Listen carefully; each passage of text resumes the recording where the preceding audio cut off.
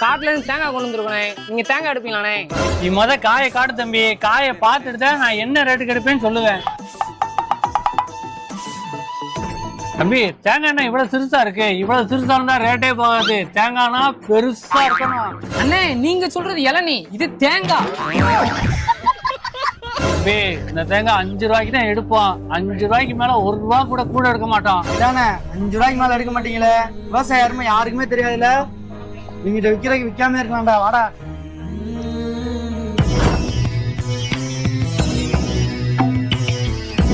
சாமி தொழில ஒரு முன்னேற்றமே இல்லை சாமி. அதுக்கு ஏதாவது பரிகாரம் இருந்தா சொல்லுங்க சாமி. உன் தொழில உன்னை முடக்கிறதுக்கு முக்குக்கு உட்காந்துருக்காங்க.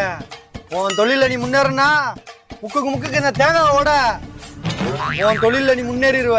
சரிங்க சாமி. பரிகாரத்துக்கு தேங்காய் எவ்வளவு சாமி? ஒரு தேங்காய் 5000 ரூபா. அப்ப 4 தேங்காய் கொடுத்துருங்க சாமி.